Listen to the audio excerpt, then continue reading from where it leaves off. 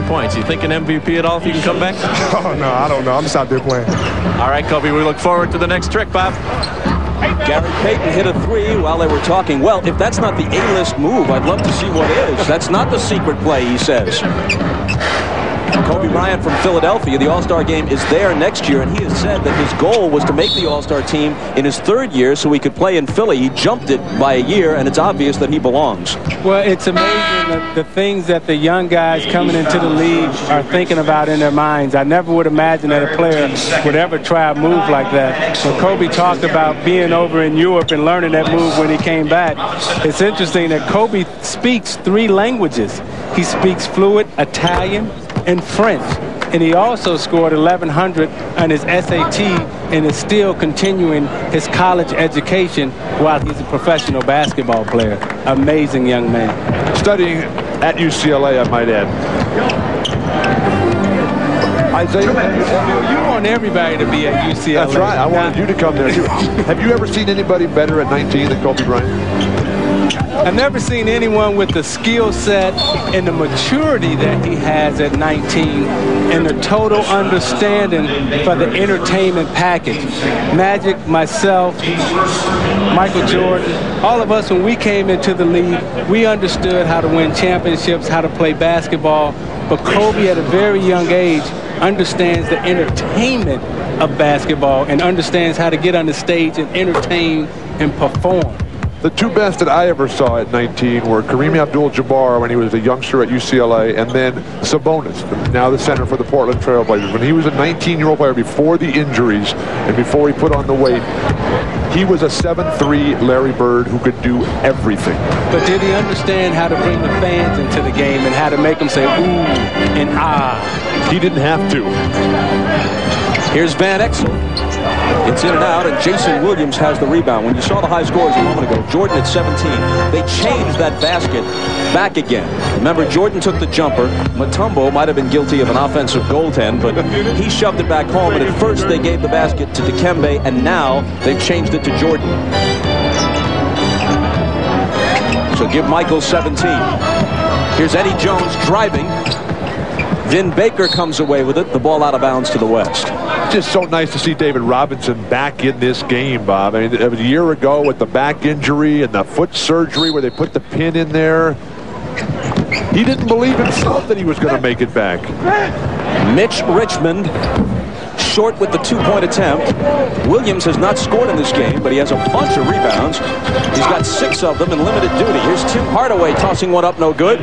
But Glenn Rice is there for the follow. You know, when we talked to David Robinson Friday, he told us when we were standing on the stage, Bill, with the 50 greatest players, it killed him not to be in that All-Star game in Cleveland. And he is so pleased with himself that he's been able to come back from the type of surgery that he's had and made the All-Star team again. Van Exel marauding through the lane and tossing it home.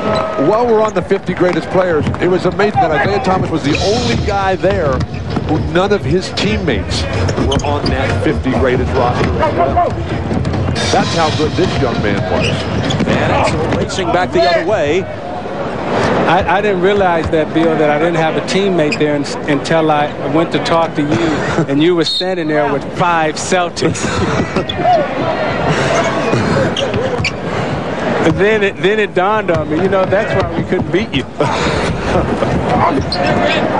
Pretty good players on those teams.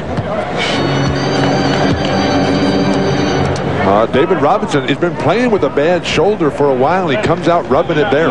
You got the penetration in the lane, and he cups it and finger rolls it.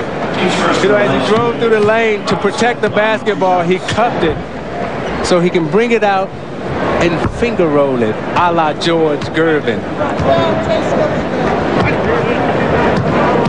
The East has led all the way. They're up now by 11 with 17 seconds to play in the third quarter.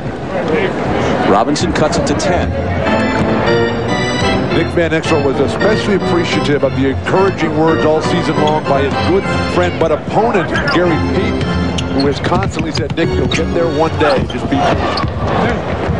Rice was hammered. No foul call. Robinson slings it the other way as the buzzer sounds.